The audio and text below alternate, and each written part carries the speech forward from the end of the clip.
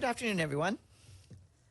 The Secretary General is currently near Geneva, Switzerland, where he is meeting with his special and personal representatives and envoys.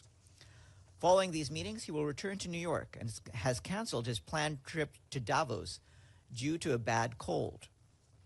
On Saturday, the Secretary General was in London, where he addressed a special commemoration of the 80th anniversary of the first meeting of the General Assembly.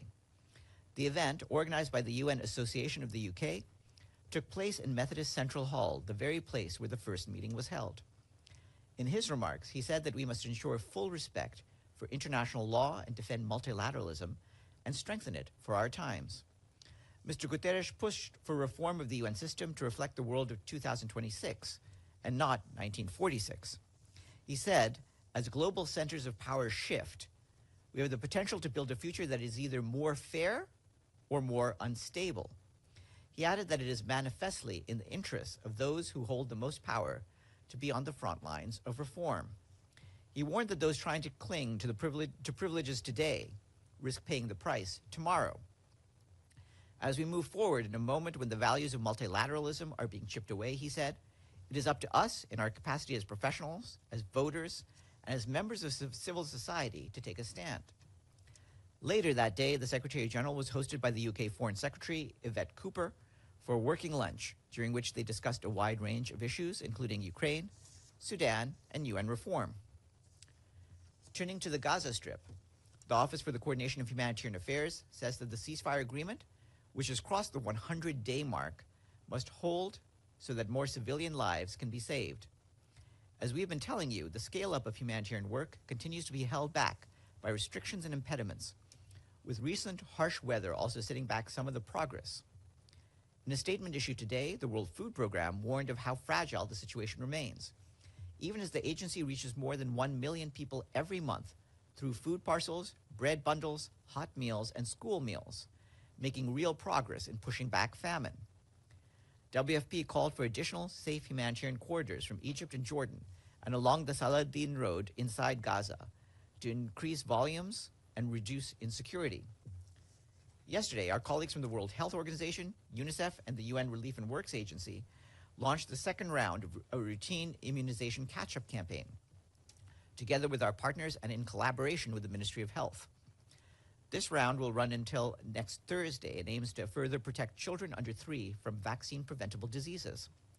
The campaign is being delivered by 170 teams at nearly 130 health facilities, with 7 mobile teams deployed to hard-to-reach areas. A third and final round is planned for April 2026.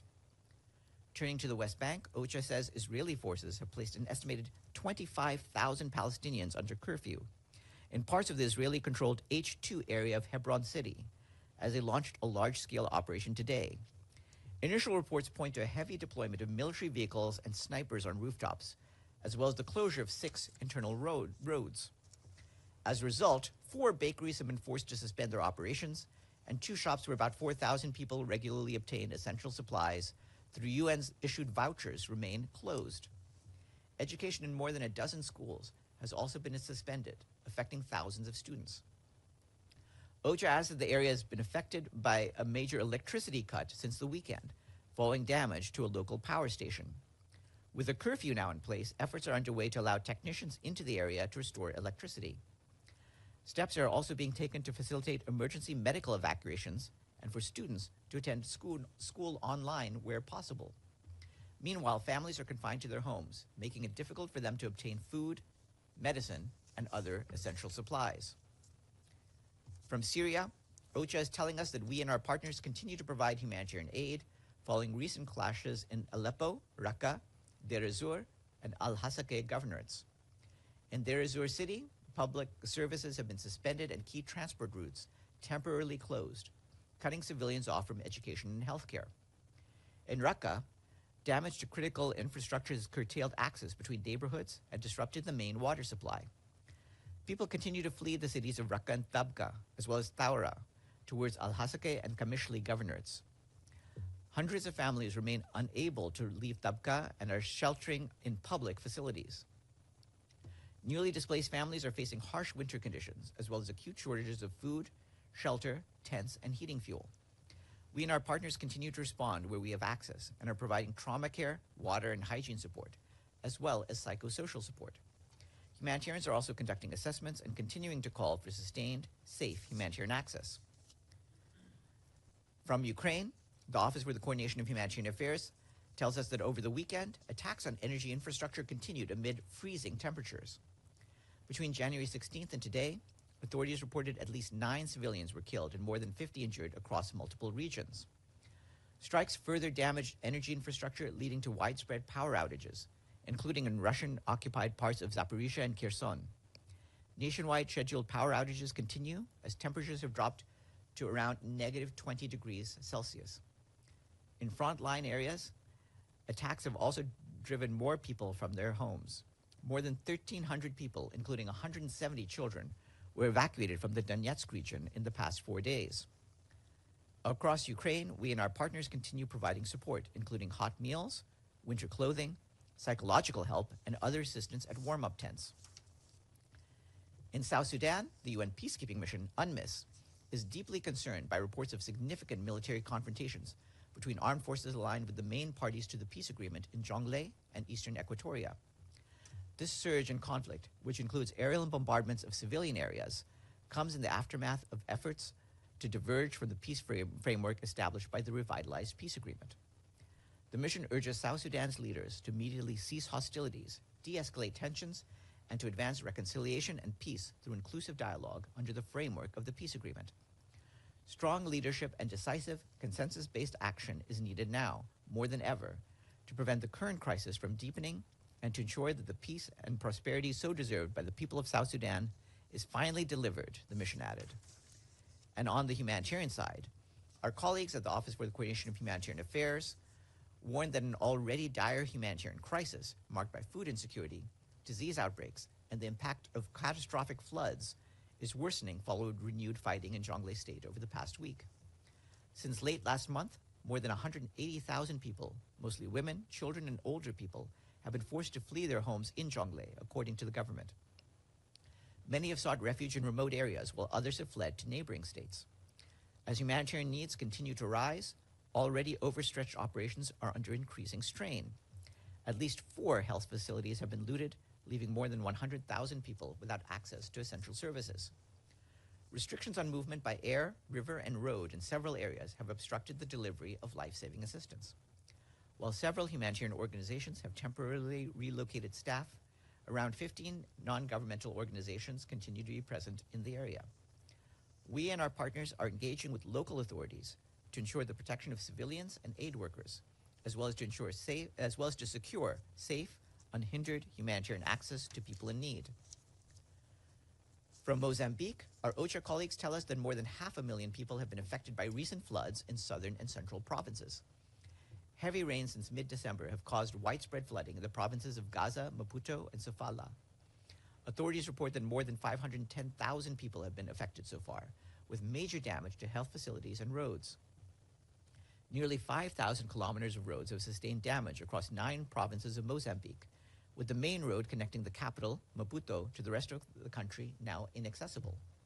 Supply chain lines are significantly disrupted, and authorities report the loss of more than 27,000 heads of livestock.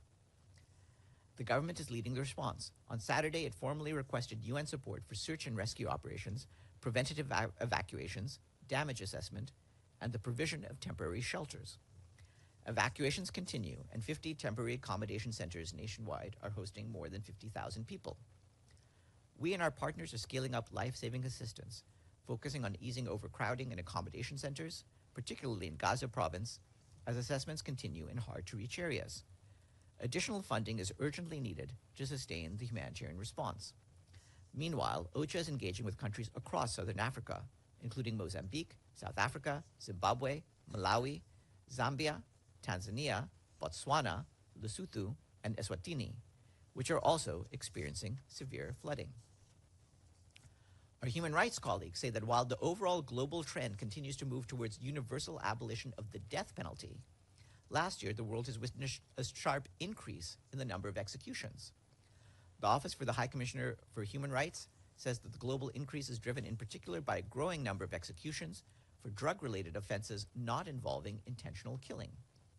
Our colleagues also point out that several states took encouraging steps in 2025, including by reducing the number of offenses punishable by death.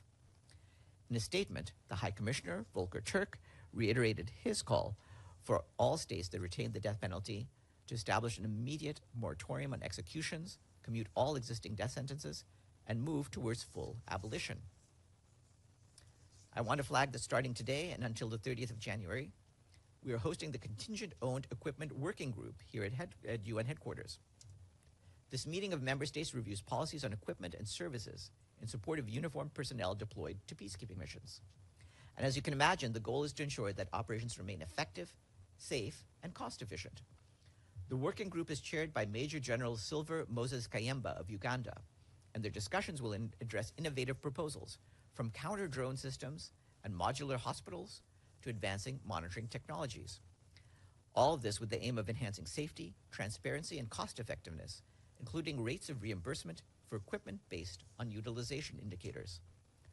The proposals recommended from this meeting will shape peacekeeping capabilities for the next 3 years, when the next contingent-owned working group meeting is scheduled. Tomorrow, our guest will be Kaveh Madani, director of the UN University's Institute for Water, Environment, and Health, and lead author of the report entitled Global Water Bankruptcy, Living Beyond Our Hydrological Means in the Post-Crisis Era. And he will be here to speak to you about that report. And last, we would like to say thank you to our friends in Bridgetown and Amsterdam for their full payments to the regular budget. The payments from Barbados and the Netherlands bring the number of member states on the honor roll to 17. Yes, Deji. Several questions on the Board of Peace. First, has the Secretary General received any invitation to be on that board?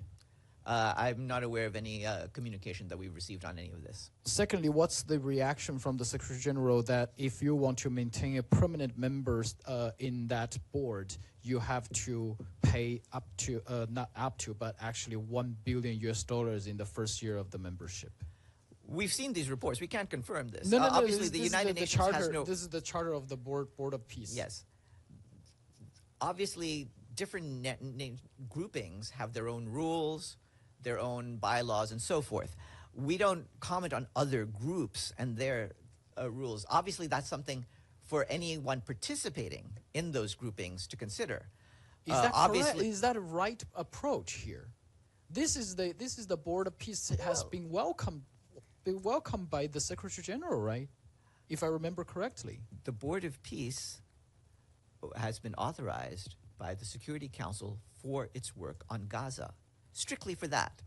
We're not talking about the wider operations or any of the aspects that have been in the media for the last several days. What we're talking about is the work on Gaza.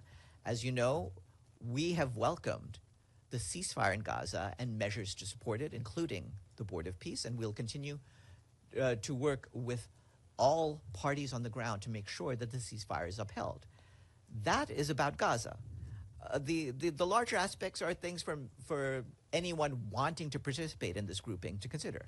Obviously, the UN has its own charter, its own rules, and you can do your own compare and contrast between the respective organizations. Since you mentioned about the assertion lately in the media, is this Board of Peace can be a substitute or replacement of the Security Council or UN itself? How would you define the relationship between the UN body and this Board of Peace now? As you're well aware, the UN has coexisted alongside any number of organizations. There are regional organizations, sub-regional organizations, various defense alliances around the world. Some of them we have relationship agreements with, some of them we don't. We would have to see, in terms of details, what the Board of Peace becomes as it actually is established, to know what sort of relationship we would have with it. Does the Secretary General intend to work with the Board of Peace on the particular issue of Gaza? You've seen what the Security Council resolution has been, and obviously we work in line with that resolution.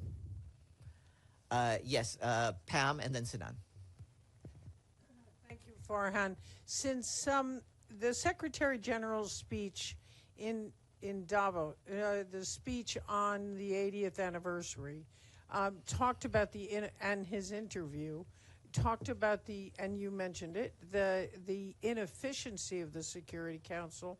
Is there a plan that he favors? I know it's up to the Security Council itself, but is there a plan that he feels would be more efficient in terms of membership in the Security Council? Has he stated any preference? Well, you've heard him state several times the need for greater inclusiveness of the Security Council.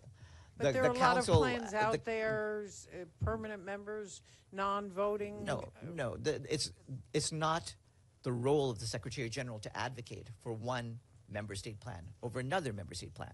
Obviously, under the Charter, the member states themselves have to agree on any amendments to the Charter, which would include any changes in the composition of the Security Council. And excuse me, please, let me continue. Sorry. They've done that in the past. The Security Council started with 11 members when the UN was created. It went up to 15. That entailed one set of reforms. It's clear, and indeed overdue, that there's time for another set of reforms. It's been discussed for many years, but the Secretary General wants there to be a broader representation so the more countries can feel that they are included in the Security Council. The specifics is left to the member state. And since he did go ahead and call it inefficient, is there any sense of what he considers that they would do that would make it more efficient? Certain countries? No specifics. Just go over what he's been saying. He's made many different speeches and remarks about the Security Council, right, about the ways that its small representation, the heritage in terms of the World War II era composition of the Council has created, and the need to adapt to the changing times. He's also talked, as you're well aware, of the difficulties that occur when the vetoes have been used and have created disunity in the Council. From there, you can see that there are ways to deal with those issues, and member states have proposed different ways, and we leave the matter in their hands. Thank you. Okay, Sinan? Thank you, Farhan, from Spot Press Co-op. I have a few questions. First thing, as you know, there was a ceasefire agreement was signed between SDF and Damascus yesterday, but the Syrian Democratic Forces say that they were forced to sign this agreement because of the war imposed on them by regional powers and actors in Syria, which disregards them and eliminates their rights. What does Secretary General think about the agreement signed at the gunpoint in Syria? Well, obviously, we are thankful for the leaders, both of the Syrian government and the Syrian Democratic Forces, for working together to reach an agreement. From our standpoint, the Secretary General calls for all violence to cease, for civilians to be protected, for a focus on ensuring security and countering Daesh, and for the parties to move forward in good faith with a determination to ensuring the full implementation of the agreement. I do expect that we may have a statement later today with more on this. Just a follow-up. Basically, the Kurds in Syria says what we see is like a jungle laws in Syria happening. What does Secretary General thinks about that? Anytime we can get parties to come to the negotiating table together and work out agreements, that is a step away from the laws of the jungle. And so we encourage those sorts of negotiations. One more and then I'm done. Escapes have begun.